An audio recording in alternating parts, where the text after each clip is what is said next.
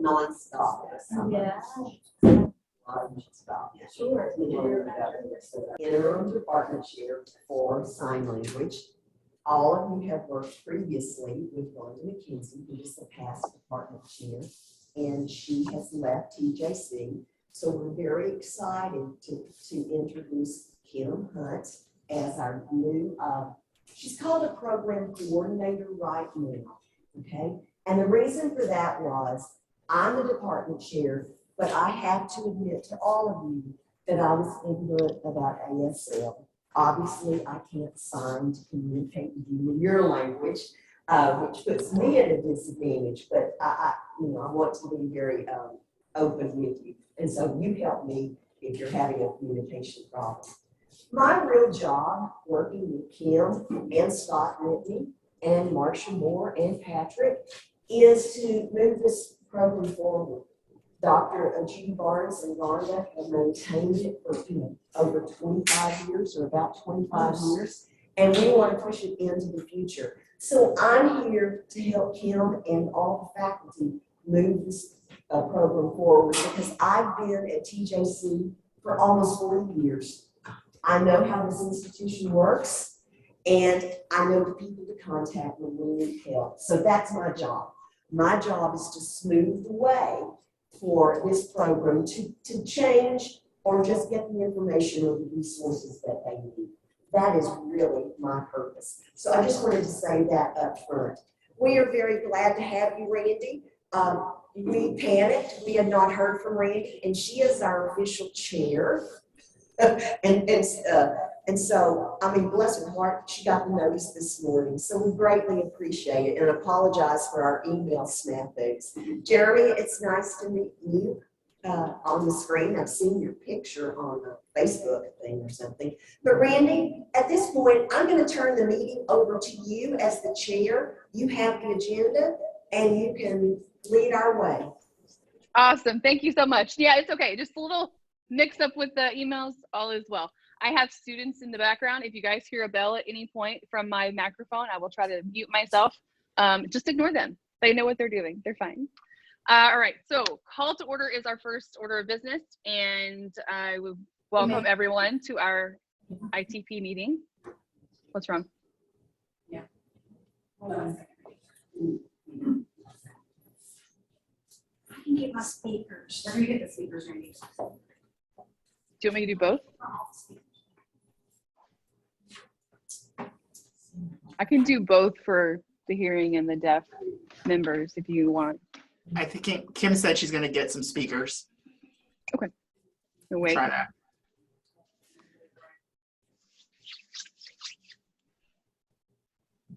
We appreciate your patience today. This is the first time we've done this, okay? So we're going to learn through our mistakes, and we greatly appreciate that Scott volunteered to be our technical person so that we could have the Zoom and try to do this. But we'll figure out camera positions and microphone positions the hard way today. Sounds good. Thanks.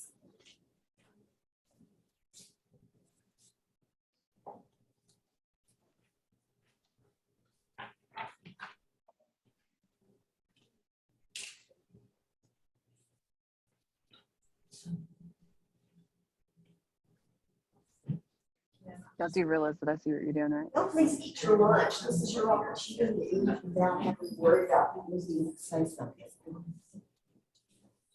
I want to know what y'all are eating. Oh, we're eating Olive Garden. Oh, Olive Garden. Olive Garden. Nice. When you're here, your family. That, yeah. Thank you, Tina.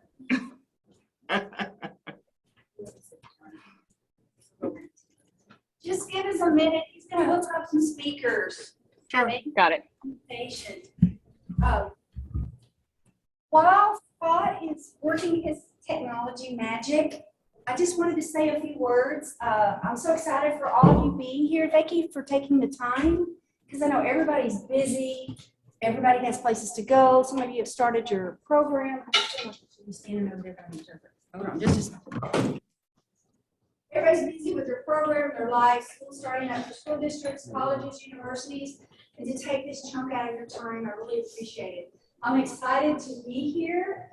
This Tyler area has always been a refuge for me. I'm originally from Beaumont, so this is where we would come when all the hurricanes would hit us and the floods. And you'd evacuate about an hour out and say, you gotta go a little further. So we would end up in Tyler. Tyler was so sweet, always take us in. We have friends here. Many of you I have known for years because I would come here and do workshops and interpreter boot camps and things. And so our families have grown. We've matured throughout the years, but we've become one of those long distance friends. Deborah, she has been my lifeline. She is awesome. If I have a question, need anything, she gets it done, and I turn around and it's already done. So she has been wonderful. She's going to guide me and help me be the new kid on the block here on campus and in the program. So I'm excited about that. If I tell her there's something I need, she makes it happen. So I want to thank her.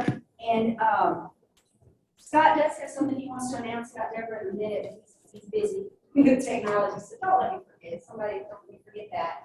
We are making a lot of changes in a way of decor. So you'll see different things in all the rooms. So feel free to kind of peek around. It's not complete, but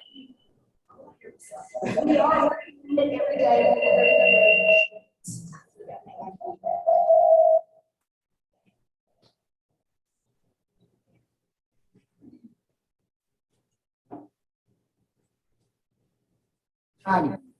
Okay. That's it. So our department in process. So you see a little scissor spider pattern. Thank you for your patience. We're working on things to make it fighting students right now. They seem to be very excited. We are students that are ready to go into different phases. Trying to figure this out. Sorry, guys.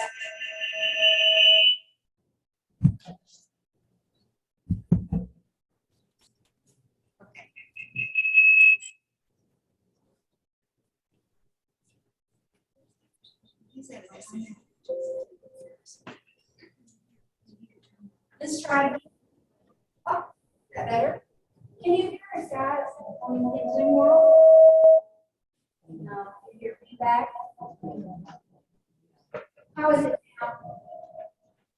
Not so very. Your voice is going in and out. Yeah. Well, I think it's about Phones. Let me switch places with the interpreter. Is this better over here? That's better. I Okay, can hear you good. now. Okay. And I was gonna let Scott say something real quick.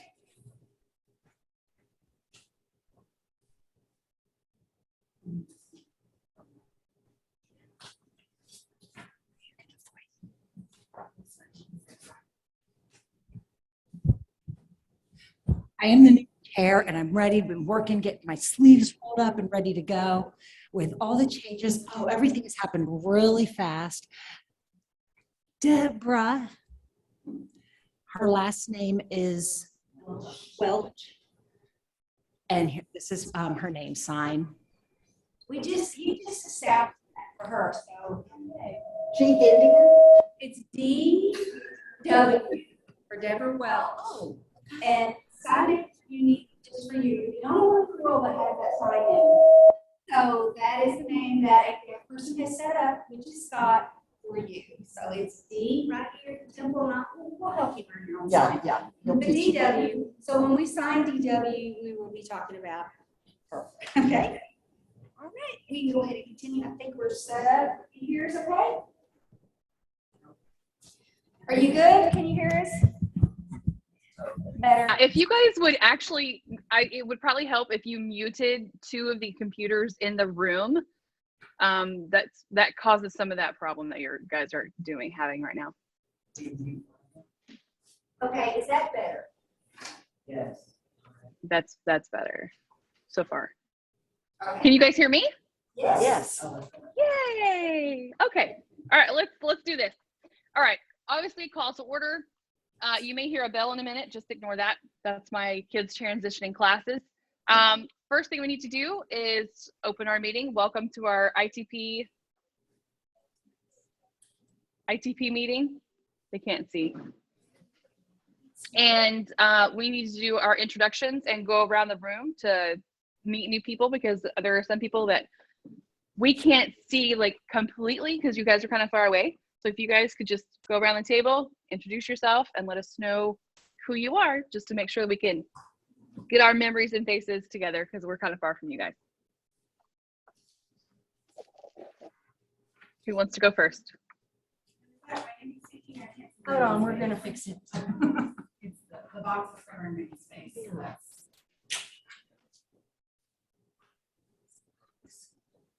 Here it is. there. Thank you.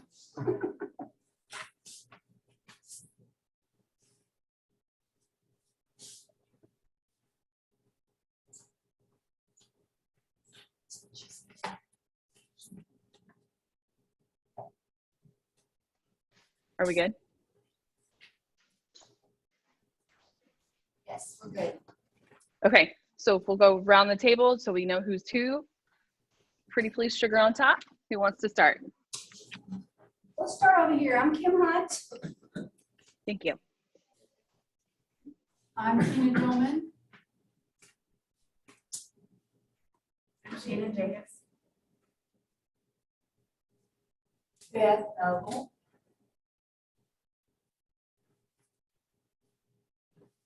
My name is Patrick. Rona. Hi, I'm Susie Rona. I'm Jesse Tillman. Question mark.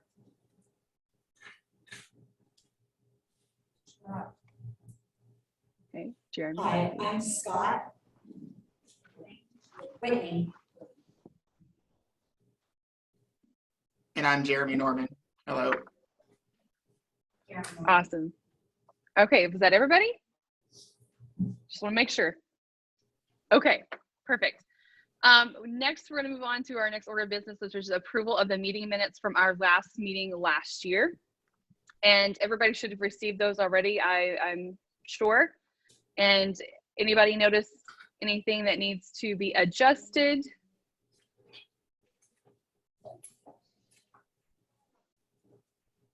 You good? Or should we, or is anybody ready to make a motion to accept those minutes as is?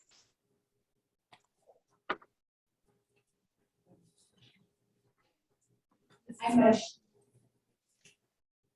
Okay, do we have a second? Jeremy seconds, accepting the minutes as is. All in favor? Everyone agree? Just checking, making sure. All right. Our next order of business is the reappointment of advisory members and recognition of new members. So every year we have to revote and renominate a chair for this board, and asking for anyone to make a nomination for chair for next year's advisory committee. Any nominations? Randy, this is Deborah Welch. Would you accept a nomination to be reappointed for another year? Sure. Unless anybody else wants an opportunity. Would anyone else Jeremy's like- like, no. All right, no other nominations? All right, I do accept that nomination. We need to now vote. Everyone in agreement that I will be chair again next year for this TJC ITP program, say aye or raise your hand. Okay, all good there. Do we have, okay, our new members, can you identify and tell what your background is, whether you're a teacher, interpreter, or community member? I'm a new member. I'm Shannon. I am from SFA, so I'm the site supervisor for project students at SFA. And then I'm the interpreter coordinator, and then I'm also an event manager at SFA. Nice. Well, thank you. Thank you and welcome. Any others? Marsha. Oh, excuse me. Marsha Moore. I just finished my second semester as adjunct here at TJC. I am a professional interpreter. About 20 years of experience. Nice. Well, thank you and welcome as well. I don't believe there's any other members that we have to vote on other than the chair. So are you guys okay with moving on to our next order of business? Okay. Yes. Perfect. I know we're all like eating and doing everything we need to do. The next order of business is the general program updates, which is Mrs. Welch.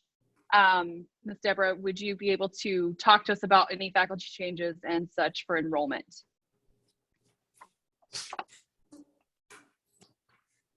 We have been on a whirlwind. I'm going to take my mask and And I need to move out of mic so they can hear you.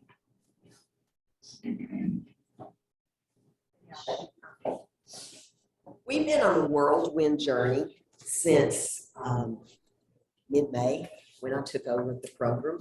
I just want you to know I'm from the business area, so I like data and I like Excel spreadsheets. They'll laugh and confirm that because everything I give them is in an Excel spreadsheet.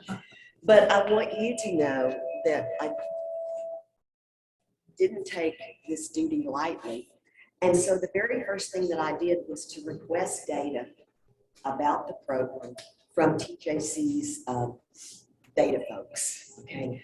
I got enrollment reports for 5 years. I got a historical record of all graduates from the program since its inception because I felt so uncomfortable being out of my element. I went and I researched the degree programs at San Antonio College and Tarrant County because they are the accredited programs in Texas. And then I looked at those degree plans and compared them to TJC, understanding that we're all different, but that question of why, because I didn't know the answers. I then shared all this information with Kim, Scott, and Marsha, and we've had so many roundtable discussions about things. But referring to a handout, Hey, y'all, there are still 2 devices that are not muted. One is Scott Whitney and the other one is Scott 2. If y'all mute Scott 2, maybe that'll like cut down on the background. Okay, we'll check it out. Thank you. Please. I don't know. Is it this Scott 2? Let me mute Scott 2.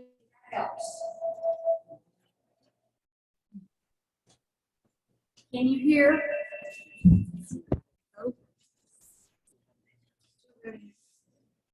Yeah, there's still background noise. Let me mute this. How's that? Is that better? Oh, good. But we can't hear you guys. They're muted. Oh, I was Oh, you muted. were muted. That's why. We're good. Okay, I think we got it now. so in your packet, am I okay here? In your packet, you have a handout that looks like this.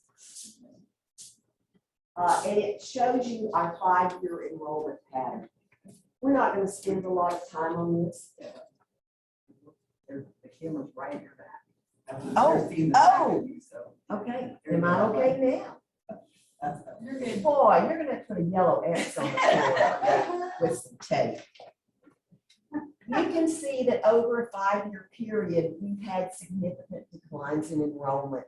And this report was by course. It was very specific because I was looking at that by course. Because we can look at different courses and tell where they were in the program at a particular time. If you look at the 3-year change data, you'll notice that it too is not a pretty picture, but it's not as terrible looking because it starts with the fall prior to COVID hitting in the spring. COVID has had a very negative impact on the program. We know that our job is to change that and not use it as an excuse and move forward. But as we looked at this data, it became obvious to us that we had an enrollment problem. We need to look for ways to increase enrollment. And we also need to increase retention of those students that we get to touch. How can we keep them longer in the program? And so those were just our observations there. That's all I'm going to talk about, unless you have some specific questions for me about it. The next handout that you have talks about our graduates, okay, our graduates. And you know that the state of Texas requires a certain number of completers over a 3-year time period to be a viable program. And we have been able to achieve that primarily because of our certificates. Okay? They have kept us above the drowning level, if you will. So once again, retention and encouragement to get people through to the end of the AAS degree is a goal for us as we move forward as well. We don't know all the answers to these issues, but we're just using data as a proof to acknowledge where we had some gaps. But you can see that 2021, which was the year, that was the fall when we came back from COVID closure. And you can see that we didn't have computers that year. You know, a lot of people got discombobulated during all of that. But in this recent year, 21-22, we had 6 people complete the AAS. We had 6 complete the certificate. So the number for the certificate is lower now than the other. And we have 2 people from this particular group of students who will be completing this fall. So again, we just want to revitalize the program after the serious knocks that it's taken. Now, one of the things that happened to us as we were looking at data and as I looked at things, I came back and asked Scott, and I asked him, why do we have ASL 5 when no other college does? I didn't know. I was just questioning. And so we talked about that. And we talked about, would there be a course that would be more valuable to our students? And we'll discuss that in a few minutes. But again, all of this research is looking and comparing. Again, I have questions, and they're trying to respond to those. Another thing we noticed in looking at the data for other colleges was that we had more prerequisites to courses than San Antonio College or Tarrant County. And you know that creates a barrier to students taking classes. So our question has now become, what prerequisites do we feel are really needed? And what do we need to change? So we're going to propose some changes in that regard to you as well. We may make some mistakes, folks, okay? But we're the kind, we want to try things, and if it doesn't work, we'll be coming back and say, oh, you know, help us. We also, as we discuss some of these proposed changes to you, we want you to critically think about it and forewarn us of problems that you've experienced or might have seen in the past that we might not have considered in some of our thinking of that. So I think those were the main things that just this data comparison brought to my mind as a department chair. And now I'm leaning on you as an advisory committee and the experts in the field to give me the guidance I need to push things through the educational process so that this program can make some changes. So let me just kind of, I've got a 1, 2, 3, 4. I teach accounting, so I'm a 1, 2, 3, 4 girl. Okay. So kind of in summary of all of that, we need your help brainstorming about enrollment growth. We need help brainstorming about retention. We need help and your thoughts about providing multiple entry points into the program during the year. Because what I discovered, and you would probably always know, is that a student who comes in the fall, they can take ASL 1. Patrick, you're going to be teaching that this fall. And then they cannot take another interpreting class for a year because the program starts in the summer.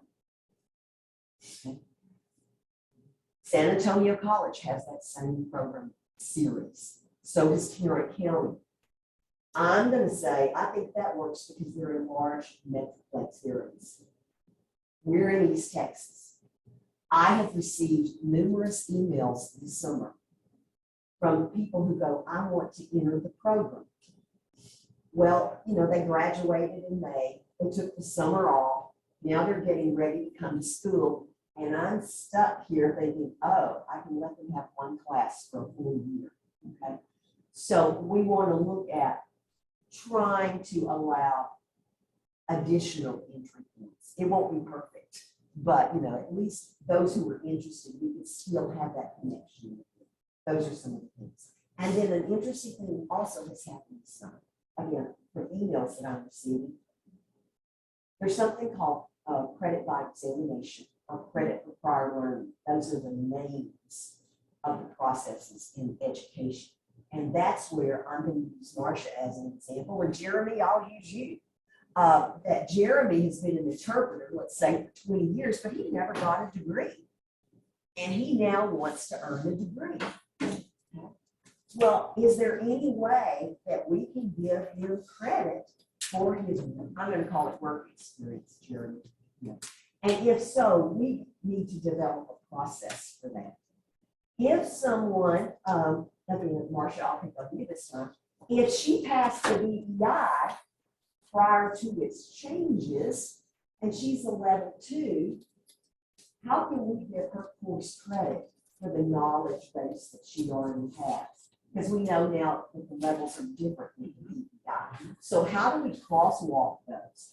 I don't have that expertise. If you can tell me skill sets, I can show you how to do it. But those are just things that have come to my mind. So we have a lot of projects we need to work on over the next year. We can't do them all today. And so, again, we appreciate your thoughts. Anytime you have thoughts, just email him as something comes to mind so that we can continue to work and move forward. Okay, Randy, that's the program data. Awesome. Thank you. Sorry, I had to get the mute button. All right. Our next item of business is also still Deborah. Curriculum action items that require our votes, such as the program learning outcomes revision and such. You want to go through those one by one so that we can discuss and vote for those changes? Correct. That's okay. I'm going to ask him, we're kind of a tag team today. I'm going to ask him to talk about the program outcomes. And the handout that I provided to you, the left column are the existing program outcomes. The right column are the new proposed. And you'll see little bitty arrows where, in my mind, they connect. Okay, I'm like Deborah, I like to dig out and do research and find out what the other programs are doing. And I compared the outcomes and actually looked at the verbiage and the goal of the outcomes.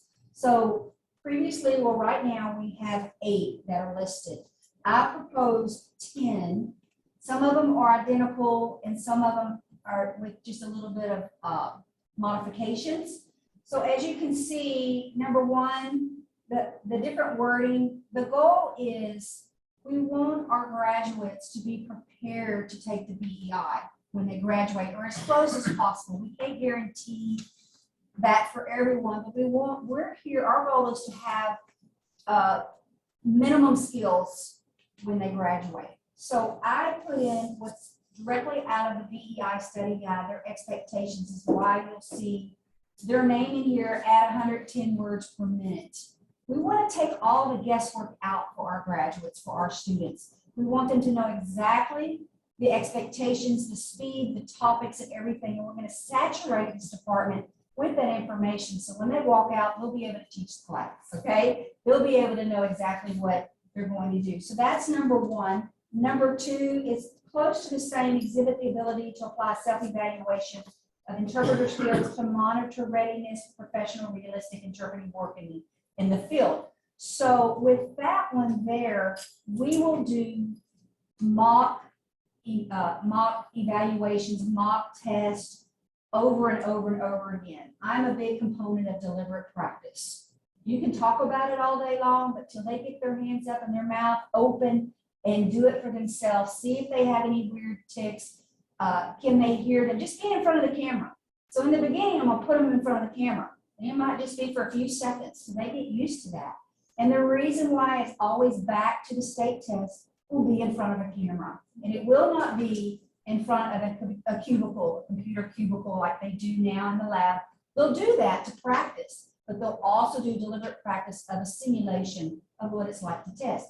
And those of you that are interpreters in the room know what I mean, right? That camera's in your face and you know you're being recorded and you're going to be evaluated on that. So we want to take that element out of their fear, their guesses, their questions. And on we're on number 3. Again, the BEI basic is the first level that they have to test for.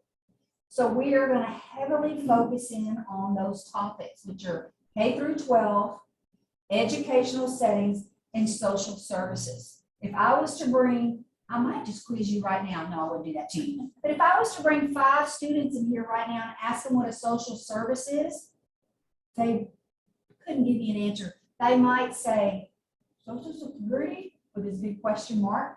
They don't know the topics that they're going to be tested on. We're going to saturate them in this program. So those outcomes will be, they'll know, WIC, Social Security, they'll know what happens in K through 12 in an educational setting. We're in a crisis. We need educational interpreters desperately. And we want them to be ready to go to work, be ready to be mentored, to do their practicum, and be employed. The next one is number 4, to recognize and identify the effects of oppression, discrimination, power, and privilege, all of those current varied populations within the deaf and hard of hearing community. Okay, we are into East Texas. Our demographics are a little different, but we do want to prepare them for any deaf person, any hard of hearing person. It doesn't matter what their background is or any of that. So we want to have them internalize that and how to respond to that in their own interpreting work.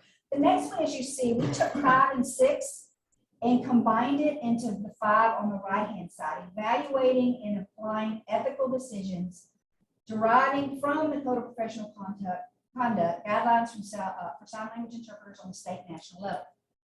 We all know the Code of Ethics, those that are interpreters in here. It is something that we have to get CEUs for. We will go to anything if it says we can get ethics CEUs, right? But it's important.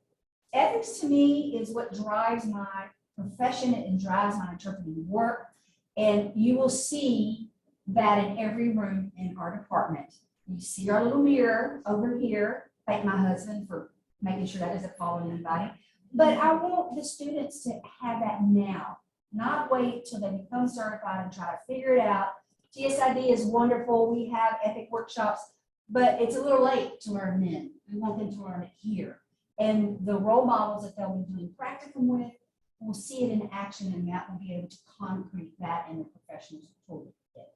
So that's why we combined that. Number 7 is distinguish and generate best practices for independent self-care competencies. And you can read all of that. And we just used what was already there, number 7 on the left side, and put it in the one on the right side. On number 8, we just pulled that up. As you see, that pretty much stays the same. Number 9 and number 10 is going to be different, and we'd like to add these in. Incorporate an understanding and respect of the culture, the language, and the history of the deaf and hard of hearing and interpreting community. We want a well-rounded program because we have 2 interpreters in the room. We have a deaf population in the room. We also have professional interpreters in the room. So we're like a tribe, and this is to add that part in. They have to understand this profession. They have to understand the deaf history and culture, and all of that is how we become better interpreters. And we hope to, well, I'll talk about that in a minute. I'll do hold on that, okay? Number 10, ability to use accessible resources while seeking and fulfilling the requirements. We want to start them on a portfolio, that they start their first semester.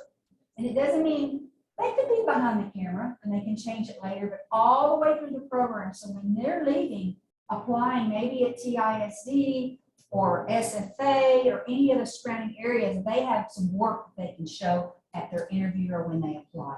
And it's not just a resume. It's going to be hands up. It's going to be voicing for them so you can actually see where they are on their skills, and maybe it'll help you with your pre-assessment of what you see. We really don't have a strong portfolio requirement here. We've had graduates come to me and ask me, can you help me? You know, and at that time, all we could do is say, hey, do this poll, videotape yourself, upload it to YouTube, and that'll be a piece of your work. But we want it to be professional and what they should add in the resume and what they shouldn't. So that is an added outcome. And number 10, let's see. It also says professional development. Anything and everything of resources that I can get, I will pass on to the students, and I want to lean on you to send me things. I'm pretty active in finding those things, but there's always these little nuggets out there that I know nothing about. I am a quote, still pretty new to the Tyler area. I've been here for 2 years, but like she said, COVID and 2 winter storms, we escaped the hurricanes, but came right into the tornadoes. So it's been really nice. So just getting them out there, and if they go to these things, they're going to be around role models, they're going to be around the community, and what does that end up causing? Their skills to really improve and get better. Because our main goal here is what? Communication access for the deaf and hard of hearing community. So with that being said, we feel like this would help us partner with that population. So this is what we propose is what's on the right. And I can give you a minute to look at it. If you have any questions, any clarifications, feel free to do that. Any comments? This is Susie speaking. I think it looks great.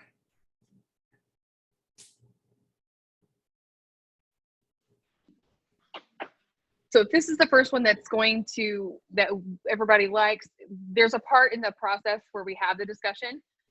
First, somebody needs to make a motion to accept that proposed change, and a second, and then we do discussion. So is there a motion to accept the changes as presented by Ms. Hunt? This is Scott speaking. I motion. Scott, Sorry. Scott. Okay, do we have a second? Susie speaking. I'll make that motion. Okay, so we have a motion and a second to accept the changes. Any discussion about these changes to see if we need to change or tweak them in any way? Susie speaking. I'd like to discuss it. I'm very impressed with what you guys have come up with so far as a team put together for all of this. Especially working with what we had before, I definitely see some positives coming down the road. Okay, if there's no other discussion, then we move to a vote. All those members to agree to accept that change of proposed change needs to show by either hand or aye. Okay, everybody agree? All right, the motion passes. So we will be adopting that provision that you just discussed with us and adding it to our info. All right, next one that you have.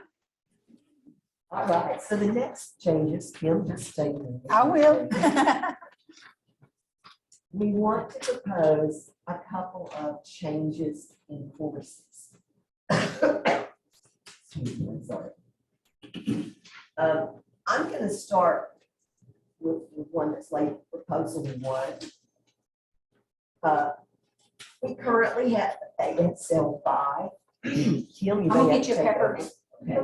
over.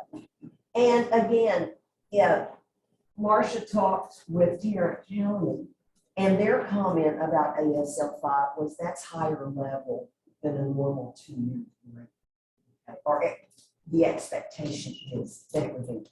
And Kim commented that it's normally a lot of linguistics. But our focus is on having these students pass the BEI and the TE, okay? And quite frankly, we discovered that our students aren't paying attention in recent years. And so Kim suggested, and I'll let her talk to you about why she thought vocabulary development would be a better skill builder for our students than the current ASL 5.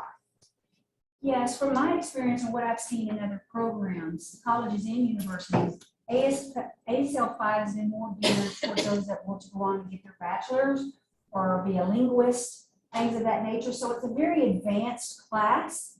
And our goal here is for them to have a mastery of the things they need to get out and be employed, take the test. And I hate to say the test all the time, but that's what drives us. That is what it is. So doing a poll and asking around and getting feedback from everybody, we are hearing that our students do not have sufficient vocabulary to do practicum. And I have some nods of affirmation in the room over here. And so these will be classes to really focus in on. And guess what the vocabulary will be focused in on? K-12, educational settings and social services and some other things. We'll throw in some specialized topics like a little bit of legal, a little bit of medical and mental health, because we know every assignment you go to, you could be doing a second grade class and you might have a little medical in the room. So just making them more well-rounded and exposed to quote unquote the real world of the vocabulary that it's out there that basic interpreters will be exposed to and have to know how to interpret those terms, concepts, and things of that nature. So we wanted to propose deleting the ASL 5 and changing it to this one, vocabulary development for interpreters. And I think it would be a win-win for all of us. What level are you talking about? Like on what area, what time in the program? That would be Or is it because all that- through? At the end. at the end, when they're quote unquote seniors, when they're ready to digest that and retain that information. It's in that second year. That's a great question. You'll notice that this information comes from our state course manual, and you'll notice that it does say it's an intermediate level course, so they need that first year of skill building before they move into that class. They'll have a foundation ready to scaffold that to the next level.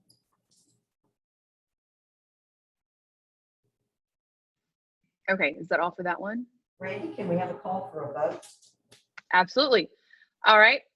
To accept those proposed changes for the prerequisite revisions, anyone make a motion?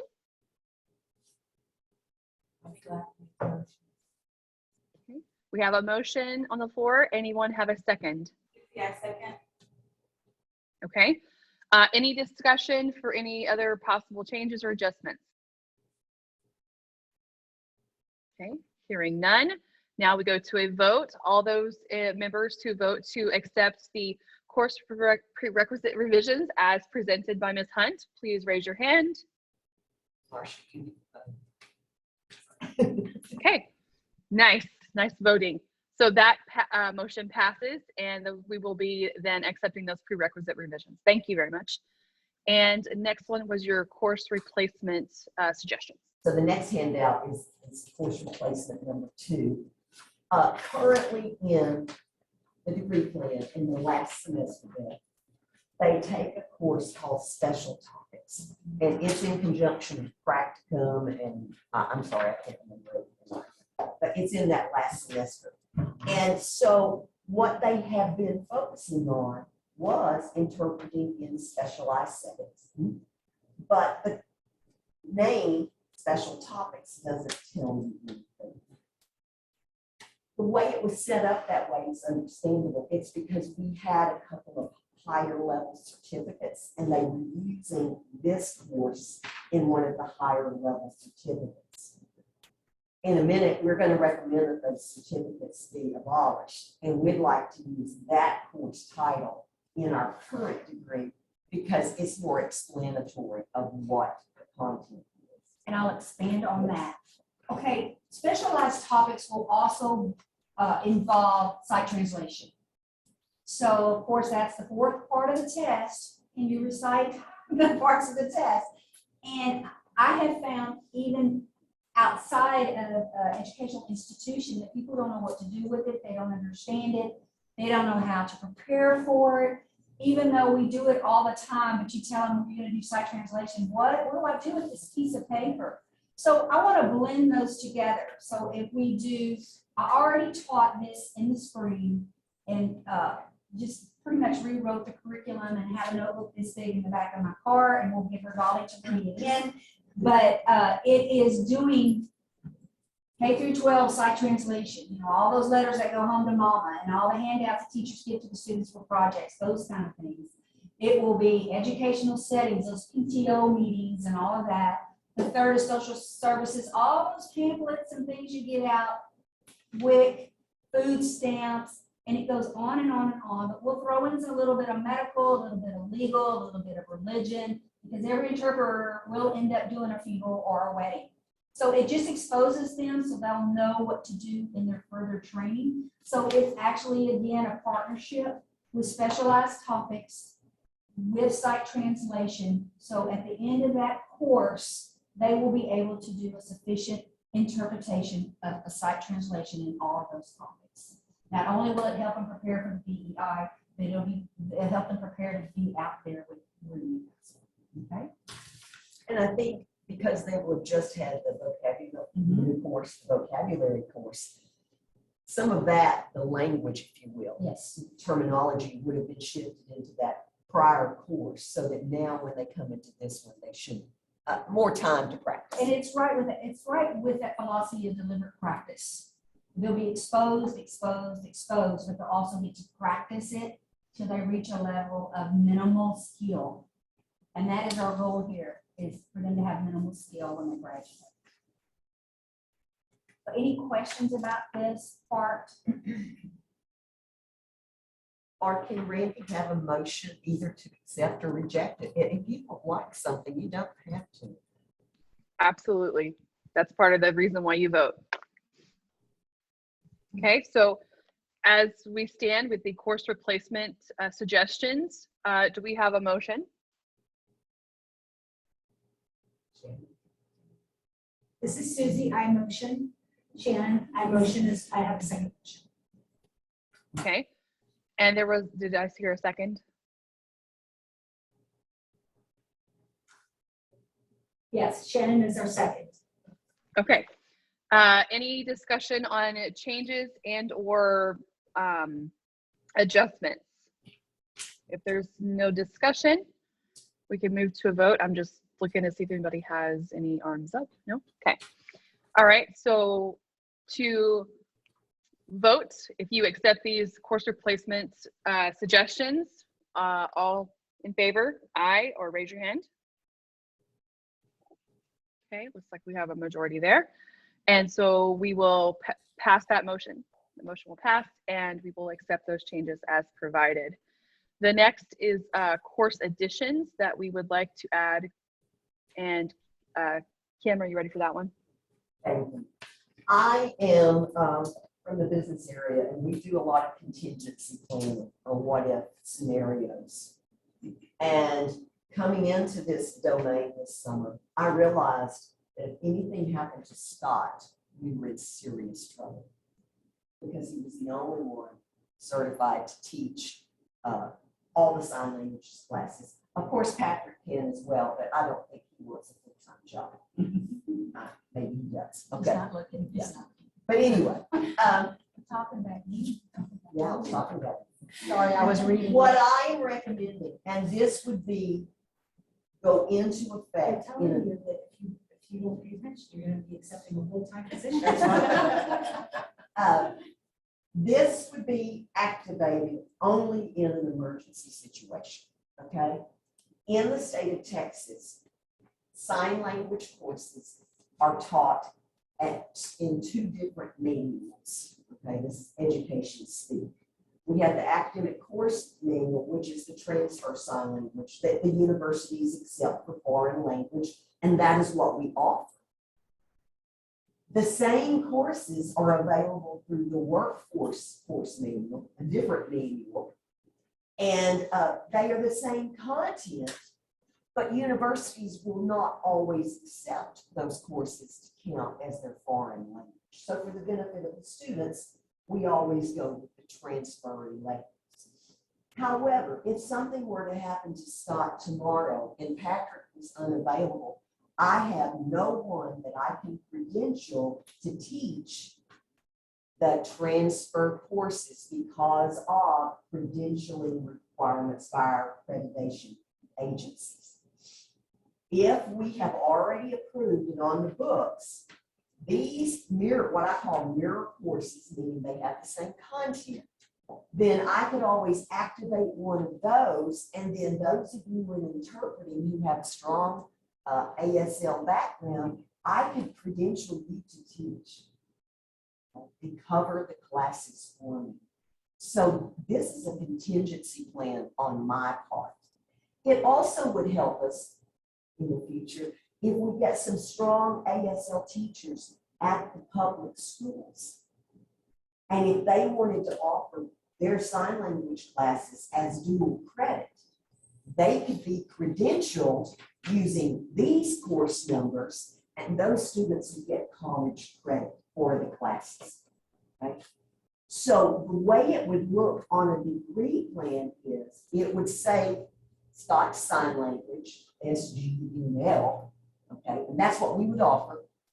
But it would also say or, and then it would have the mirror number from Webber, okay?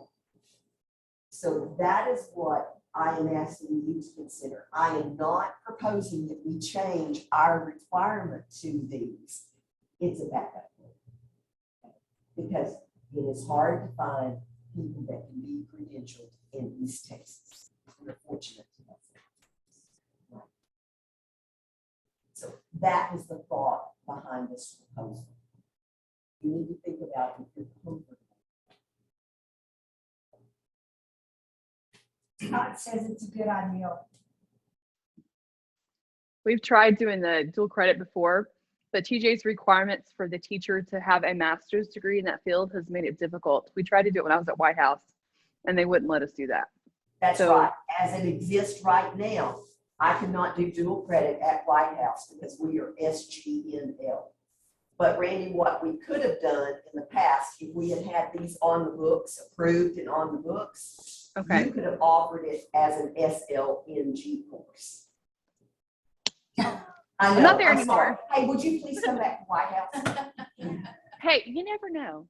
Things happen. You've lived it, so you know my problem there. Yeah, I teach college English at TJC, so I totally know you have to have that degree. Yes. But if you don't have the wording right, 18 hours in the distance. okay, just checking, because we discussed it before, but I was like, oh, can we do that without a master's? But I don't know. Okay, got it. Okay, so those suggested. Further clarification. So if you adopt this, just a teacher at the high school that's teaching ASL 1, 2, 3, or 4. We would, she would, okay, and Scott, they would kind of assess the skill levels of that teacher, okay, to make sure we have to justify, you know, that the instructor has the credentials. Not all high school ASL teachers Right. will teach at the level required to meet the course standards. Okay, and how are you assessing that skill and what are the? That is in the development with me and Scott. Okay. We'll be developing an assessment tool, and we're going to be pulling from state agencies to make sure that it is on par and at the level it needs to be. Because we have to have a rubric to follow, and we have to make sure we have the correct scoring units and things of that nature to be able to determine that and then they are qualified to do it. And Beth, sometimes when you offer a dual credit course, the course requirements are going to exceed and go beyond the TEA requirements. So, you know, again, this won't even go in effect for a year, This just opens up. but it opens up opportunities for the future so that when Randy was at White House, we could have facilitated something. But Rhonda's hands were tied at that point.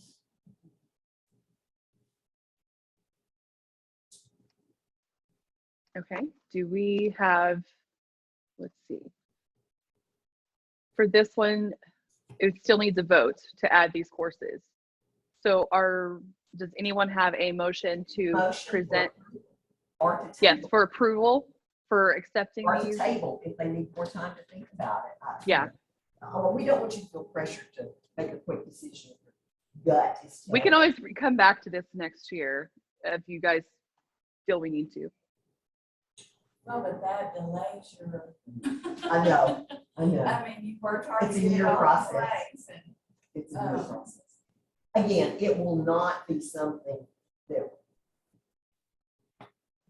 it won't change what we do at TJC. Yeah, I'm having questions about it myself. This is Okay. insane. Okay, so if you Well, would like, So does this change what they're teaching at the high school level? it would, if they want it to be dual credit, it would change what they want. So high schools might never be interested in offering dual credit. But again, my position is if Scott, for health reasons, for family emergency reasons, is out, how do we offer sign language teachers? Yeah, what if you guys get fed up with me? Kick me out. Oh, okay.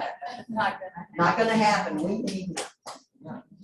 So, again, if you're uncomfortable, if you would just, give thought to it, we're okay with that. This is me. But when would we have our next, when would we have? It'll our be opportunity? next spring, and then it will A go. full year. Yeah, it'll be a full year. But I don't think high schools are ready for this right now anyway.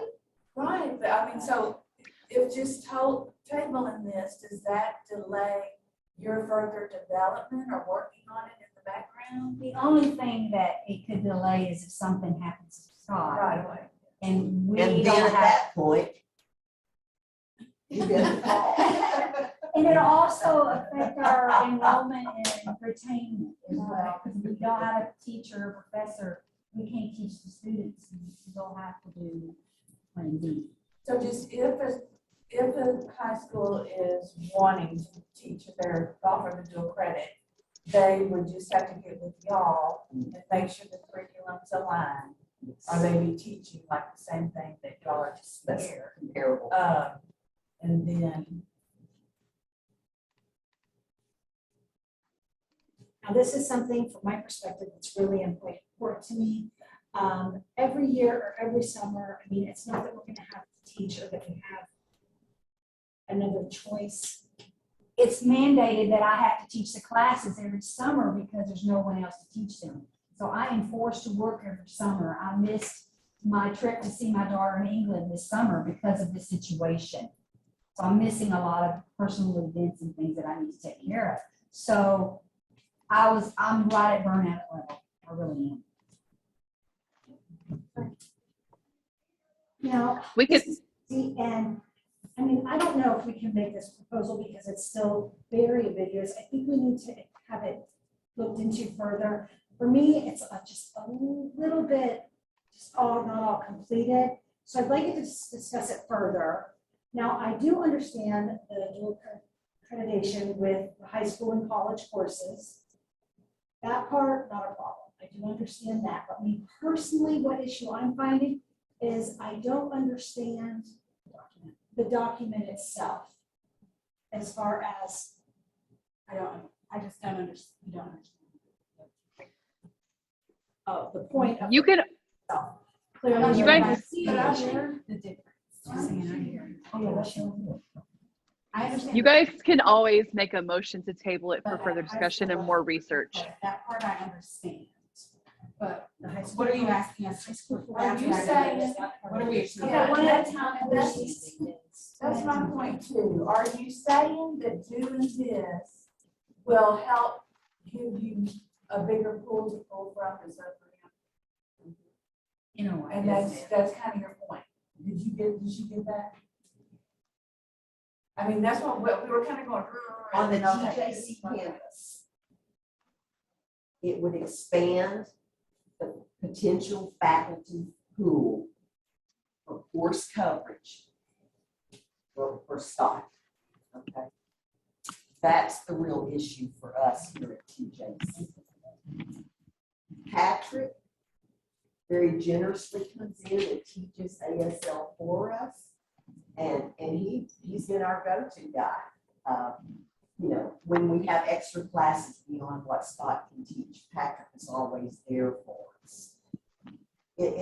We've managed it all these years. We can continue to manage it until you feel comfortable. And we can expand, Susie, some of the rationale for it, maybe in a way that would be Clarifying. And Susie, is there specific questions that you have that you're not understanding? You want to make sure you have the right document in front of you as well. no, not that. Okay, I'm lost. I'm not sure exactly which document we're looking at this moment. Okay, now I'm on the same page. Okay, thank you so very much. And then, I'm sorry, Yeah, this gets confusing. but what is this compared with the other program, like San Antonio? And I know San they've got- Antonio does both. They do that, Their student population is large enough right? I'm that they saying offer it as the transfer course and they offer it as the WECM course. And they just guide students and tell them, make sure you're taking the appropriate course. If you want to transfer, make sure you're doing it. Our enrollment is not large enough to maintain different course sections. So that's why we stay with the transfer course, because it serves the students who are trying to meet their foreign language requirement or going on into deaf education and meet that at the university level. And I want to add something, Deborah, correct me if I'm wrong, is also, to me, it's another benefit where if those students are taking dual credit, just say we need to go that route, Scott's not going to pay it, then they can come straight into here after they graduate, start on maybe some 2 or 3 or wherever they're at. And some of them might even be ready to do the credit by exam. So that gives them a projection to an earlier graduation date as well. And then we'll have a partnership with these schools, which will also help the program in placement, possibly in some practical students.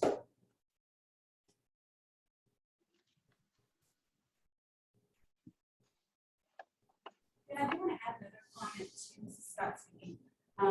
My feeling, of course, I didn't grow up signing. I didn't learn until I was there. I was 25 when I started learning ASL.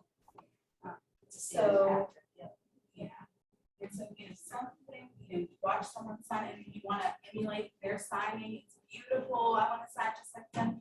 And I want to be just like them, but I have barriers because I'm a master's degree. It's unlimited with that. So if we were to add this SLNG as a course name, I could teach here. Right, without a master's, they could, Without a master's. I see. just for clarification.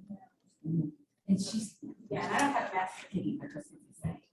And so I teach culture, finger spelling, gestures, visual gestures, but then I didn't teach the other, which is fine with me for now, but now that you explain that.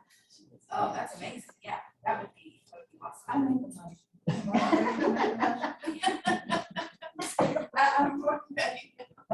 Yeah, I move to accept. and I would apologize that it's a little bit fuzzy because it is different, but it has many purposes and we want to look ahead to the future. We want to have a plan in place instead of trying to scramble, what are we going to do now?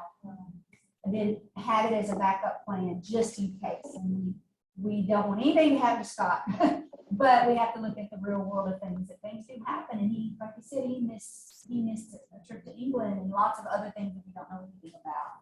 So we should have a backup plan. Well, that helps me to know that we're not the first ones trying this. There's other people Yes. that are doing this. Yes. We're just coming on board and it's faster.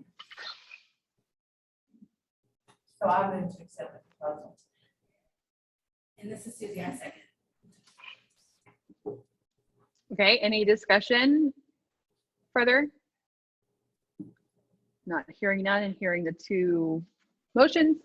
Let's go to a vote for those that propose to accept this change. All in favor, say aye or raise your hand. All right, the motion passes and that will be something that we will work on and adjust. Okay, your next proposed change is for advanced skills certificate for healthcare. Thank you. I think that was the most confusing to me because even Kim, when she first came on, I was having to explain to her the different faculty requirements. Say that again, Deborah. Say that again. No, That's- how does this work? She's been great. I hope that we can do these together, Randy. Okay? We currently have advanced or enhanced certificates in healthcare and legal. we have never made one class. It was a great idea, but maybe not for Tyler at this time. Our population just isn't large enough. This was for those of you in interpreting who wanted to gain skill sets and get advanced certifications. Because we have not been able to successfully launch it, we are proposing that we take those out of our course offerings, out of our catalog. And then 5 years from now, if we have been able to supply more interpreters in the area, we might be able to support this. But it hasn't been a viable option for us. And we feel like it's time to fill the horse. But you're still offering like under the special topics. Exposure, Yes, yes, yes. definitely. They get a whole lesson on all of those. A whole lesson and hands-on practice. He ends up also going to be visiting a hospital. And we have tentatively have a mock trial that they'll get to interpret. All areas of that. They'll get full exposure to those special topics in the sense of medical and legal. I think one of the things that Marcia and Kim, because they're our interpreting faculty members, have really been talking about is integrating topics in multiple classes, introducing legal and medical in one class, coming back to it and reinforcing it and enhancing it. You know, a progression, because one and done is kind of the way the students are at times.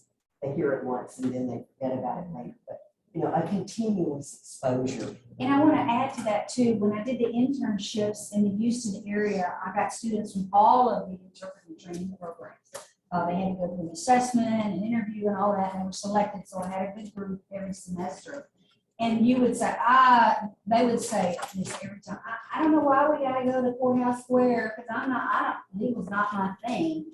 And of course, I made them get into traffic and park and go through security 20 times in every building and down in the basement and meet the bailiff and the judge and everything, and got to see it in action and taste it and feel it.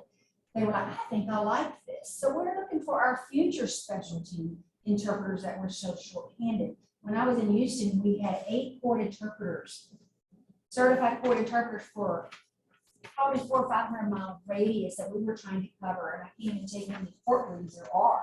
And East Texas is suffering the same thing, but they're nowhere ready to go out and get their basic and work to advance. You got to have an advanced test for the court and medical, which takes time, several years. And there's other ways to get that. But then again, back to the exposure, they will get exposure to that in the program here in the 2 years. We have guest speakers coming, we have field trips, plus what we will teach them in classes. You didn't say that could be, it can be added back. Yes, yes. Like in your program outcomes, you emphasize basic to meet the Mhm, basic skills. And so that would make sense to me. It's been very successful in the large cities. Mhm. We just weren't able to support.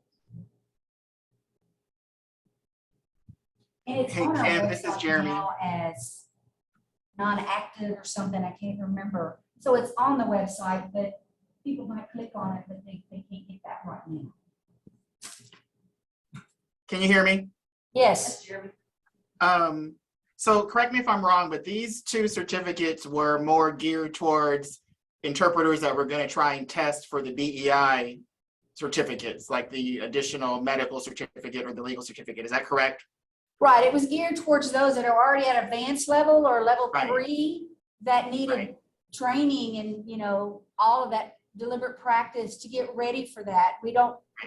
Our goal is not to teach to the test again, but Right. where's there training out there for legal and medical? There's not a whole lot, but we Right. feel like right now this area needs educational interpreters, basic level interpreters to meet the need of the community. Right. And I agree. I mean, I think the idea behind these certificates were really good, but again, our local, like you're saying, our local, these would be great if we were doing some sort of hybrid, or if we were able to move later on to be able to let students around the state log into classes virtually. Exactly. I think it would be great, but yeah, you're right. In our area, there just isn't, we don't have a need for that at the moment. And also, I've been kind of feeling out the waters, because we could also have a workshop in this area for medical and legal and see bites, see if there's a need of people out there that have always wanted it and just need a workshop or two to get ready to test for this area. But in the Right. past, the history hasn't been that great and people wanting to come to those yet.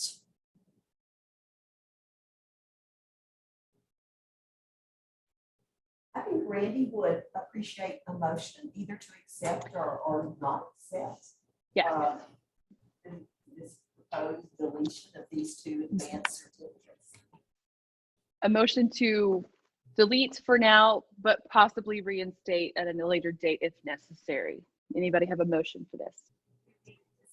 I motion to delete these or table it until later and we can make a second act if we need to, but for now, I would motion to. Okay, a second. Jeremy, you have that big up there. Jeremy seconded. Thank you, Jeremy. All right, any other discussion? Everybody understands? Sounds great. That calls for a vote then. So all members agree that we are going to delete these for now until a later date. If they need to be reinstated, all agree, say aye or raise your hand. Okay, the motion passes, and so we will be deleting those for now. Our next order of business is the current and future actions. Kim, you have some strategies for Randy? enrollment. Randy, this is Yeah. Deborah Welch. We skipped one, course prerequisite revisions, and this is what through Susie. Yeah. I realized what she was looking at versus what we were doing. So in your packet, you have a handout that looks like this.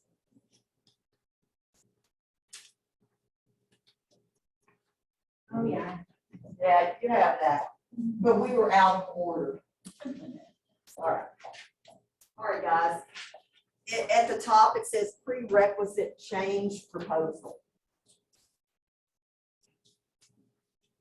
The information on the left represents what currently is required of students as a prerequisite before they can enroll in each class within our program. On the right, we have a proposed change to those. You will see for the most part, we have simplified it. Obviously, there are courses that require sequential knowledge and development, but for some, we have not. So you can pose questions to Keith. You better stay right here with me. Defer. Yeah, what we have here, see, I get thrown off with the SGNLs and then the other ones as well. But we want it to be, like she said, more sequential to where they don't lose any skills or have any gaps in between. So like whatever he's going to be teaching, say in ASL 3, we want a course that they also take that same semester to parallel with that. So they're building on their skills. They'll leave his class and have the vocabulary that we talked about and the skills, all levels, and then come into the interpreting class and we can just embellish that and move them on, or vice versa, whoever's got the class first. So this is the reason why we wanted to propose it to this type of order. Let me also say that if you notice on the original, and the intent was solid, okay, but it's creating barriers. Students had to have completed English before they were allowed to come into the new courses. Okay, that's a barrier. Sometimes your students are going to take that in their first semester. So where it says TSI complete R and W, that's for reading and writing. You tell how old I am, reading and writing. And so we're taking that out. And some of it was redundant later on in the curriculum because they would have already had some classes. And it also seemed to be a barrier too, because like she said, we want to have multiple entry points, which we'll talk more about that later. But a lot of students, when they graduate from high school, they might take a little summer hybrid class, which could be their English, to prepare them for the fall. And at this original, there wasn't really an area for them to do that. They had to take it before they could even come into the program, which hindered them. And sometimes they say, that's not what I want to do, and they'll pick something else out. So it is a barrier in that sense. But just having that flow, as you see here on the right, without having these prerequisites. Because it says here they have to have, like on sign language 2, some of it makes sense and it's solid, we're keeping that. But some of the other things we feel like. Let me give an example. Here you look down at SLNG 1321, Intro to the Interpreting Profession. Why did they need to have already completed college English? Okay, it doesn't seem like that's a skill set that was critical to their success in the class. I understand the motivation of things. We're just trying to simplify and remove barriers. That was just one example of it. Most of them, there is not a significant change. We're just getting rid of a lot of the verbiage. Well, mainly, it's just the top one. I thought every student had to pass the TSI to get into college. To earn their degree. They can be in developmental English. Okay. So with this existing thing, if they're having to take a development skill building course, they could not take any of our classes, even sign language. As it was stated. Now, we all understand that English is critical in interpreting, and they're going to have to pass the TEP. So we're not saying that, but we're saying, was it critical to block them at the beginning of this process? They've got to pass the TSI before they graduate. Yes, absolutely. Absolutely.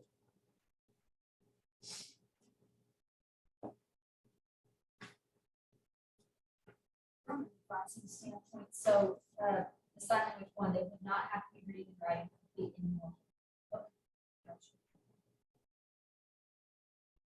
Once they're in those classes, though, Scott or Patrick will be talking to them, about this. You be sure to get your English taken care of, but we have the opportunity to touch them and then get them to complete the necessary coursework.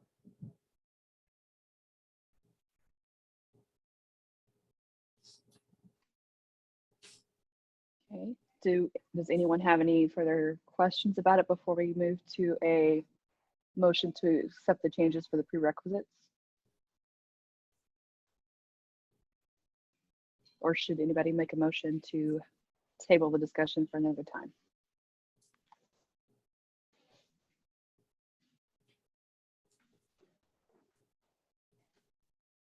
Okay, do we have a motion?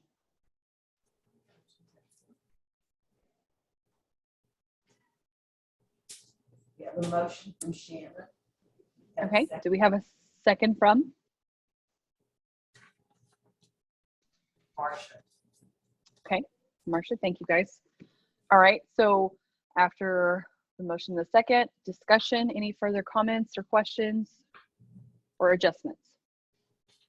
For the screen, if we have people in these classes, even though it hasn't gone through CNI, do we have approval to override? I've been getting it all summer. I've been violating. I have the ability to override, but that delays student registrations and things. So yes, we've been allowing systems to convert. Okay. Just being here in the building, getting the building ready for the semester, I've had a lot of, potential students with their parents kind of get lost and find their way in the building. And they see that it's the ASL interpreting program. They've been coming up to me and saying, I took ASL in high school, and they don't even know we have a program here. So they're getting exposure to that, and we want to be able to take them in and let them start if they want to without a lot of these barriers. They seem very excited, and maybe we've gotten emails from some of those students and parents as well. All right. With all that discussion complete, we now move to a vote. So all those members who agree to accept those prerequisite revisions, raise your hand or say aye. Good. All right, the motion will pass. And so we will make those changes. All right, sorry about that little mix up there. So I guess the next one is the current and future action, Kim, for increasing enrollment. We're gonna go to the handbook, Randy. Okay, handbook it is. You're leading us previously. No worries, no worries. Oh, I did skip that, the handbook. I'm sorry. Thank you. It's not second.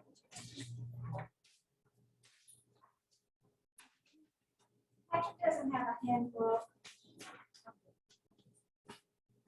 It's just an empty folder. Oh, okay. We'll go ahead and talk about this. The one we've had currently is has a lot of the same things that TJC's general website has. Now, when this was first written and proposed and put online and given to the students, we didn't have the links that we have now. So there was a lot of information in the TJC Sign Language Training Program handbook that now they can get with just a click of a link. So the original handbook was over 30 pages long.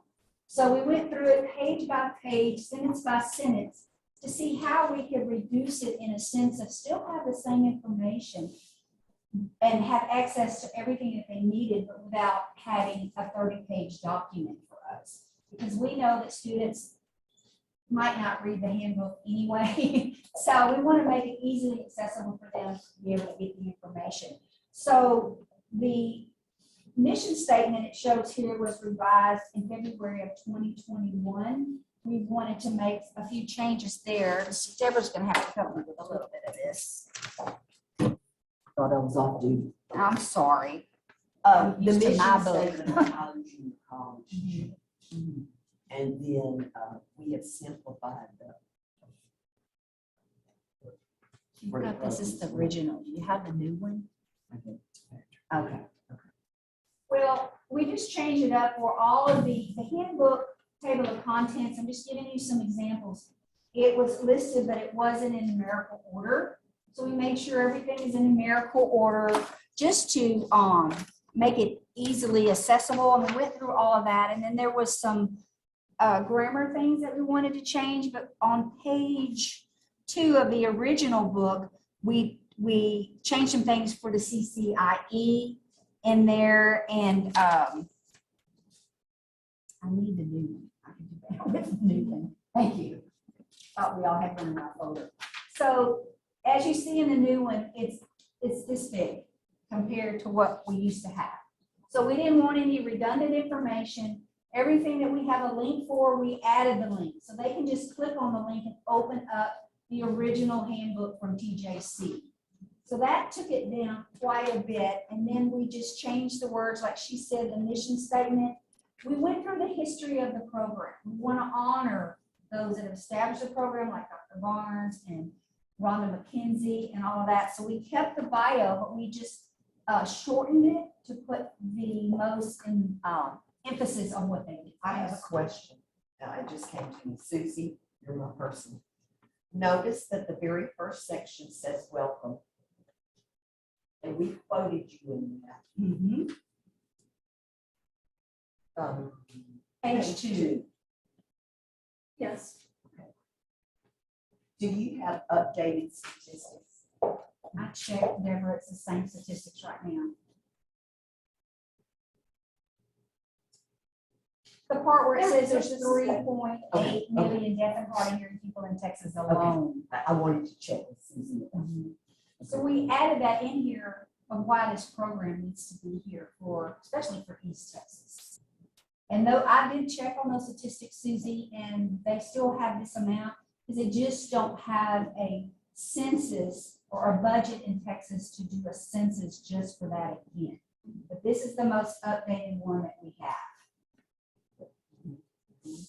And then down here where it says history, we shortened it because they can always do their own research if they want any more information. But this gives you vital information of how it got started, who was in the program. We have Dr. Barnes over here on our Deaf History and Culture wall. She's the one doing the TTY, and everybody holds their heart when you say her name, and there's a reason for that.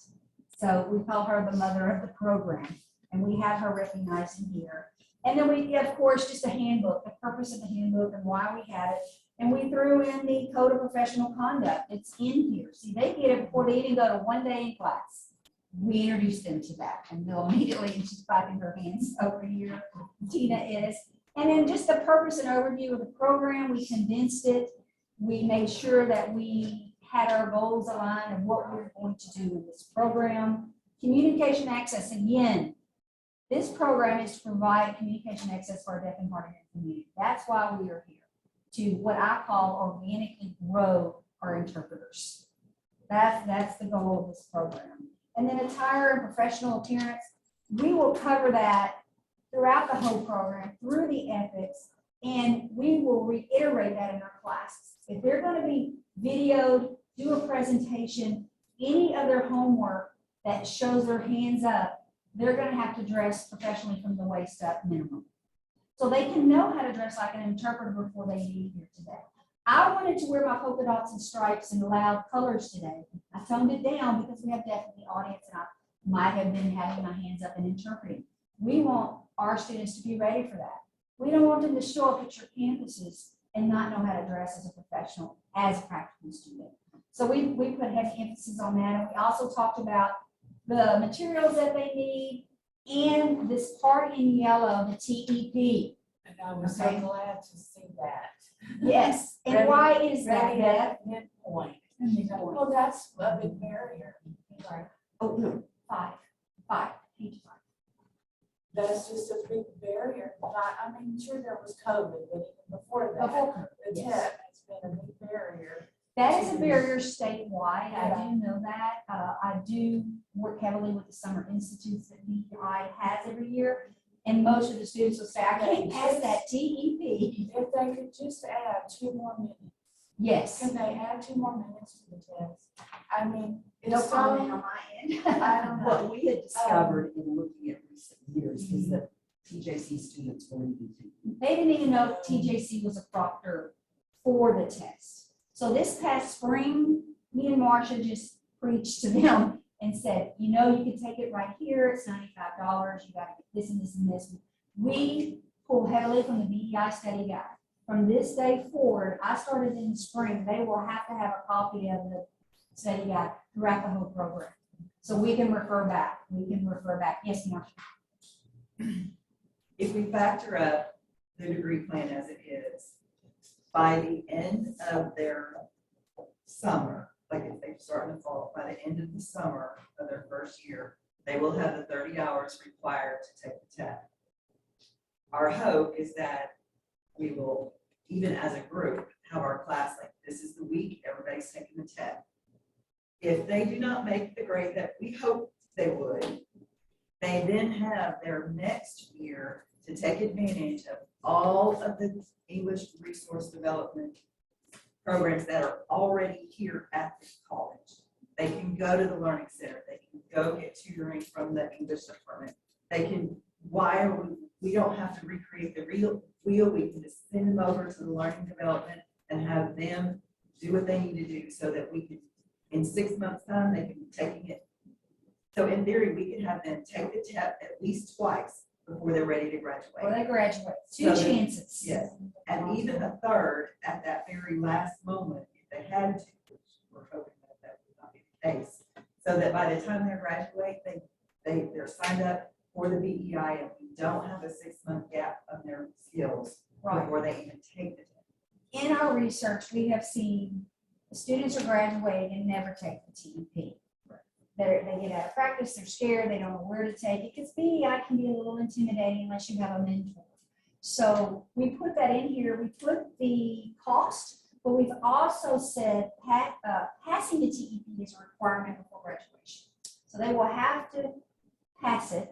We will give them 2 opportunities with the college hours required to do that. We're hoping and looking towards a goal of having them pass it. If they don't, they have, again, like she said, you have to wait 6 months in between. They could take it 6 months later, pass it, then they can graduate. Because we're finding if we don't have these requirements, they get lost in the shuffle once they cross that stage and get that diploma in their hand. So that is part of our retention as well. We don't want that. We want to have them ready to go when they leave this program. And this will eliminate what happened to them. Because I had to do research on all of the students that have graduated from this program that have not passed or even taken the TEP. It's exciting. Another student story. I had students in the spring, they did not know much about the TEP. It wasn't in the handbook. And so we exposed them quite a bit, told them, do you know TJC is a proctor? I didn't know that. So it takes $95. Ask your grandma for Christmas money. Take the TEP. And we've had we've got one just took it and passed it. And he will take his practicum in the fall and graduate. And then I had one text this morning from a student that just graduated. She's over there taking her TEP as we speak. So gave her a little pep talk. I think she's much better prepared for it now. She knows what it's looking for. And then the $95, we are talking about a possible way to get that paid for the students. You take it here while you're a student, that expense will be covered, okay? So it's, we also let them know about a background fee. We want them to know when they get here. We don't want them to go to a 2-year program and then apply to take the BTI or the TEP, the TEP at that point, that midpoint, and find out they might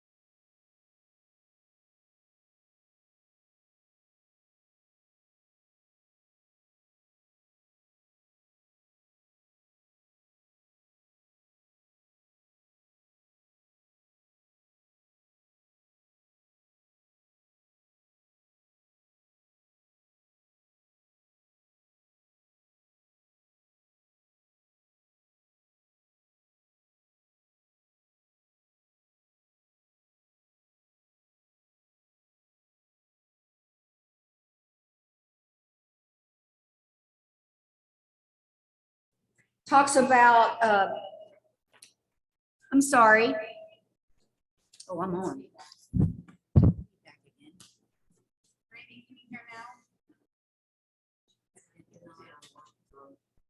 We lost Jeremy. He had to go. Oh, he had to I go think work. he had to go, yeah. He's on the phone. Randy, can you hear us?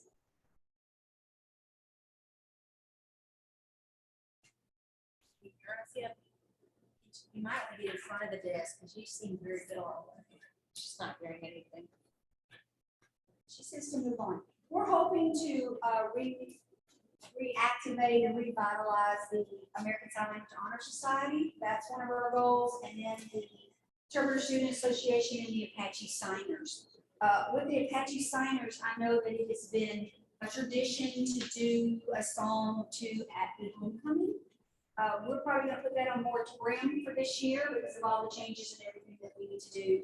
And we want to jump in and get the students focused on their skills.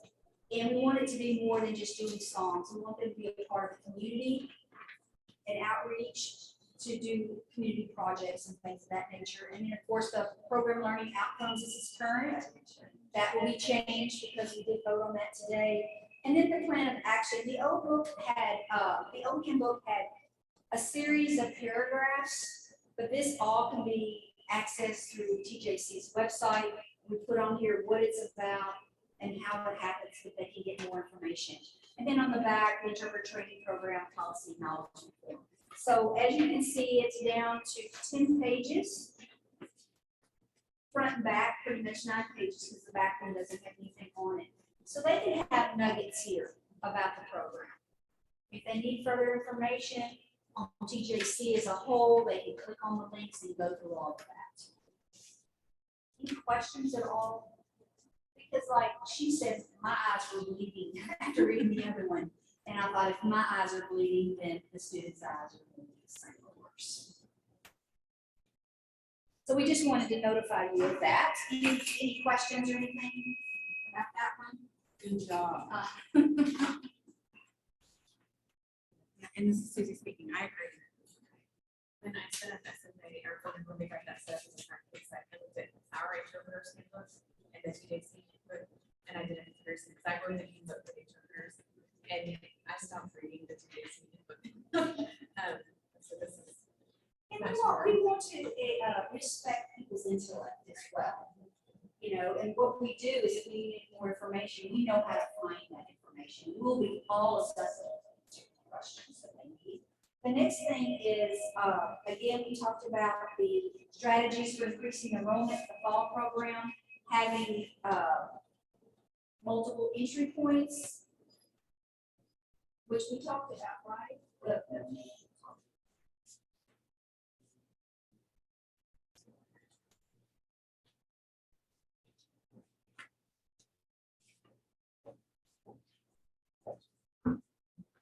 The expert. Everybody who needs to look at the interpreter able to see.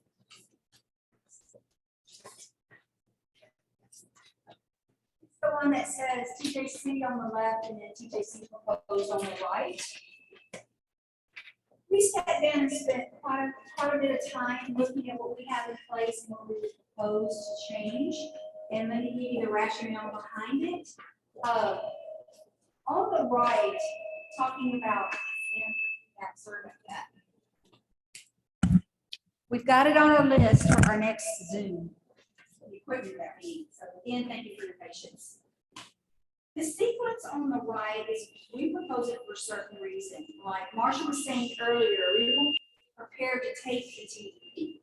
So we want the classes to align with that by the time they're ready to do that. And if they have enough classes behind them to give them the skills to apply that to the TPP. So we have, instead of coming in the summer, taking an ASL class, they could take one of their 4 classes, like your English, comp, math, and science. A lot of students, like we said, they graduate from high school, they want to backpack to Europe, they're not thinking about college, they know they're not buckle down. And I don't know why that's, I'm way away from the microphone. And then in the fall, which is a traditional time to come to college, they can start hard and heavy with sign language 1, ASL 1, finger spelling and numbers. because that is one of the catch-alls that a lot of the students and candidates to the BEI struggle with. And me and Scott were talking about that, how they have a hard time grasping numbers that we use every day: height, weight, social security numbers, credit card numbers, math numbers that you'll see, sequence numbers. They struggle with concepts like the second floor, the 8th floor. So we want to start that in the beginning, because statistics shows us that the hardest thing to master is your finger spelling and your numbers. You think, oh, that should be easy, but it's not. That is the hardest thing to master. So we want to start them young, so to say. And then visual gestures, communication, and intro to interpreting profession. We want that right on top. So they'll build that all the way through the program. The visual gestures communication. Susie and Patrick and Scott, I think, can attest to this, that even as professional interpreters, I've been doing this for 39 years professionally, meaning I got paid. My first paycheck was $5 an hour, okay? Filled up my little card for $5. But when there is not a sign for something or a concept for something, what do we usually do? We have to go with a gesture type sign. And then the deaf people will give us the correct sign, or they decide what sign it is. Because, you know, we didn't have Facebook and smartphones and iPhones. We would gesture it. And then we wait for the deaf community to set up a sign, and then we incorporate that. So teaching them that, the visual gesture communication, is also important in another area, because we are, as people that are native English speakers, in our culture, we don't use our face a lot. We're told, don't make that face, don't stare, don't stick out your tongue, don't point, all those things that we're taught as English speakers. But guess what? Those go out the window when you're learning Excel and interpreting. As you can see, our interpreters here modeling. We have to get them comfortable with using their body, their face, their hands, pointing, being able to what we call mouth morphemes, which a lot of interpreters are weak on. Statistics shows that. So putting these classes in this order seems to be a better foundation for them to build on throughout the program. And then going on to the second semester, going into ASL2, deaf culture, intralingual skills, which prepares them for the TEP. So they'll be in that all semester and then take that TEP. It's TEP prep to get ready for the TEP test. Then we put in public speaking. We looked at the subjectives, the courses on what's already there. Public speaking. What do interpreters have to do? We have to do receptive interpreting. And we have to know, you know, not always my Southeast Texas accent, but when I need to turn it on, I turn it on. If I'm in a courtroom, I have that legalese vocabulary and being able to speak in public and things of that nature. So that will help them, not only with us putting them behind the camera, but they'll have to get up and give speeches in that class. So they'll be more comfortable right along with what they're doing here. And then, interpreting one. And then lifespan growth and development intro to sociology in the summer. Then they'll come back, ASL3, transliterating. Transliterating is also difficult for them. If you see the bulletin board in the next room, I'm working on putting BEI in their face on the board. It's broken up in 4 sections. They'll know when they'll have to take it. What is transliterating? You can ask them, they don't know. Do we know what that is? Anybody want to give me a definition of transliterating? Sound-supported speech. It's more in English word order, English on mouth. So they have to learn ASL, which is a totally different mouth movement to the transliterating. So they're ready for that at this time. And then interpreting 2. And then as you see in red, vocabulary development for interpreters, again, prepping them for the TEP. And that will be all the vocabulary that we talked about earlier. And then I suggested acting 1 in comparison to what we had, because we are a little bit of an actor in a way. It will give them. Yes, you have to. Susie's saying yes. They must. Must with So, all 4 fingers. Nothing else says. Must. Okay. Must. Okay, with that 4-finger must, we're good to go with that. And then going on to sign and voice, which we know can be the most challenging, but we will do that throughout the whole program, but we'll have a whole semester. Statistics show the scoring from BEI that their errors are the most on the sign and voice, their receptive skills. With that being said, let me add a caveat to that. It is our goal for the program to extremely work on partnering with the deaf community. So we want to partner with the Deaf Center, let's just say everything deaf in this area, so they can be used to that. Because I tell them all the time, deaf people will not mind you. They do not mind you coming. They want you there. They're patient. They want you to learn the language. And then we got to practicum, interpreting 3, and interpreting in specialized situation or topic. Putting this in that order gives us as a professor the opportunity to do total immersion. Because it gives us time to make one class run into the other, so they can continue to say projects when we go out into the community, out into the field. We're hoping to have things like Deaf Day at the zoo here in Tyler. By the way, that's a beautiful zoo. I love it. And having a Deaf Day and our students being part of that hands-on in a non-threatening environment, doing sight translation of the placards that's all over the zoo. That's just one example.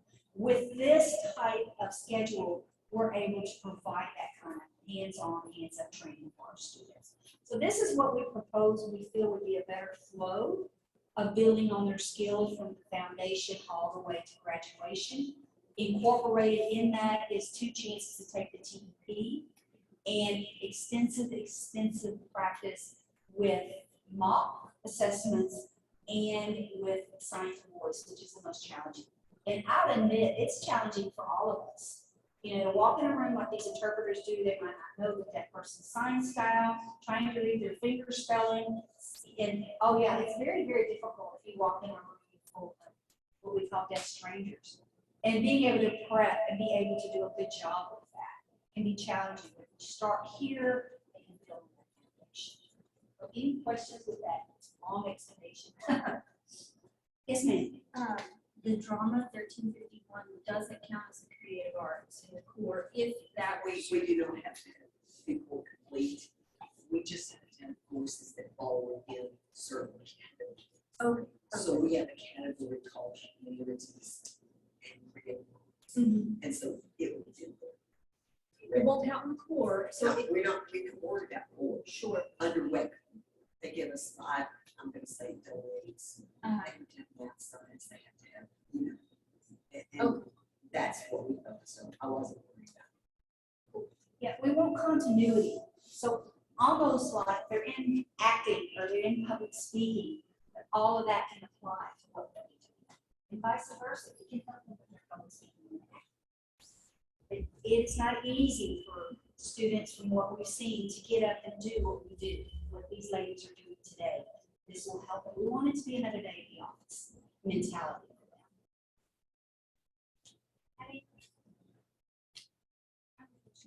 Yes, ma'am. The first TEP exam would come around the start of the second. Yes. And where would the second one come? Got on that last semester, so we'll have 2 chances to do it while we're students. Any discussion or questions about that? And this is Susie speaking. I do have a question. So of all of this, there was a total of 65 credits. And previously, what was it? I can't remember. It's You know? 65, same. 65, so it's the same. All right. So Susan, the left side shows the existing.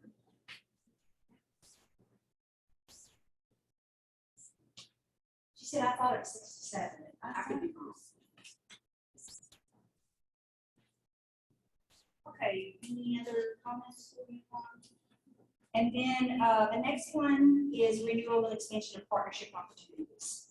We want East Texas to know we're here. We want the community to know we're here. We want to get out there and meet and greet them. I will go to as many as I possibly can, but anything that we can do to be an assistant to these, to the schools, to the colleges, to the Deaf Center, to all the East Texas Deaf Association, all of them, we want to be a partner with them. It's good for our students.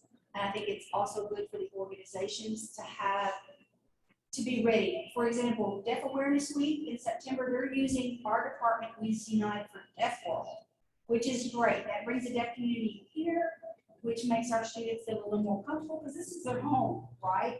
To have the deaf people come as visitors And they'll get to see signing and practice their receptive skills and see the culture and the history in action. So we're really excited for that.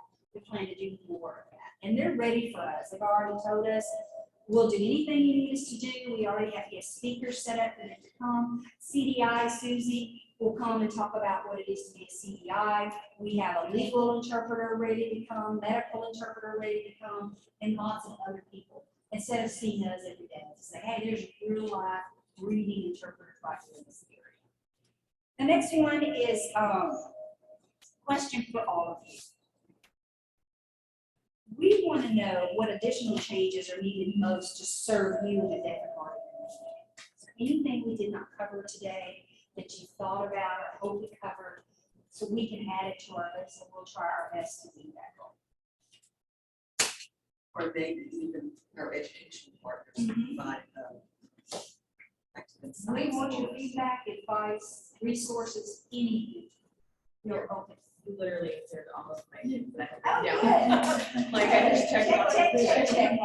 Yes. Awesome, awesome. I do have one question. When you guys were talking about the mirror courses and the dual credit possibilities for high school students, that was on my list. Oh, good. And how would those mirror classes would not apply to like interpreters making classes or deaf and hard of hearing students who are TJC non-IPP majors who are wanting to take formal language classes in ASL? Is that a possibility? Because it hasn't been for a while. So if a person came to my office, a deaf or hard of hearing individual came to my office and they said, this is my major, but I also want to take ASL 1, 2, 3, 4, 5. They were not able to. They can. Now they can. They can now. We can have deaf students take our ASL class. Based on the new prerequisites. Okay. That makes sense. Yes. And interpreters who are interested after 20-something years of not formal other than workshops and conferences going through ASL 3, 4, visual communication, fingerspelling, numbers, any class that certified interpreters or pre-certified interpreters are interested in taking, can we enroll in those courses? Yes. So we already have an employee enrolled, TJC employee enrolled in one of the classes. I'm really excited. We're super excited. And you answer. And another goal I'll just throw out there is to have a workshop every semester to meet the community's needs. I would love to bring in, to do a survey and say, what do you need? You know, I have a list that I do, but if we have one not on the list, we can make that happen. And have CEUs right here in our hometown. Right? Because, you know, flying and driving it isn't always great, and why can't we have it here? We have plenty of interpreters here for that. We could pull in other people from other parts of Texas. Yes, ma'am. And we actually have tomorrow a former TJC ITP graduate who is going to be, Jeremy Norman has arranged to host it from TJC. The presenter is a graduate of ours. So that just, it ties everything back to the community, back to the college. It gives our students, we have at least 4 of our current students. It's like, okay, this is possible. I mean, you know, they're going to relate to that. So we have so many resources for people who are just coming out of the woodwork there. So you guys just need to tell us what you need. So if you feel like I'm throwing up on you with all the resources and information, I apologize in advance. Okay. On our board in the hall, we put an Apache Success Board. One side is TEP, one side is certification. It's not complete. We're gonna, everybody that's ever passed a TEP from this program or one of our adjunct professors' name is on that board. We want to show the student success from this program that they can do it. If they see that, oh, if they did it, I can do it. It's encouraging, a visual encouragement for them. The other side of certification, any kind of certification you got, if you're an alumni of this program, your name is going to go on the board. And I'm an alumni. I don't know if you way back, Dr. Barnes was here, she had interpreter training, interpreters certification. And I come from that. So my name is going to go on the board. Marshall's name is going to go on the board. So that to me would feel like an encouragement. They can come in and see, hey, these people were successful. They're certified interpreters. I want my name on the wall. That's another goal that we have, and we're working on that. Is there anything that was on your list we didn't cover? And actually getting an interpreter who's voicing for me right now is a TJC graduate. And I remember whenever she was new and scared, do you remember that, Angelica? Yeah, I would jaw on the floor. She's doing a great job. And she's not, the interpreter messed up. She said she is awesome. She does these flying hands, and I can understand it completely. Angelica's doing an amazing job. Yes, Thank you, Randy. I love you. I love you too, baby. And this is what we want. See the full circle of life, like Lion King? Okay, we have one of our interpreters here that's an alumni at a master level interpreting her advisory. When she was the Scotty Knows student here, I'm like, what? Oh, I don't even know. Scotty Knows. Yeah, they couldn't even finger spell. So she's one of our successes, which is awesome. We have run sadly over. We had so much to talk to you about. We promise that future meetings Yes, will ma'am. not be this long. We appreciate your patience. We know you probably need to stand up and wiggle. And we have dessert, but more importantly, we have more food. Yes, Please join hospitality while it's here. yes. And thank you so much for coming. So much.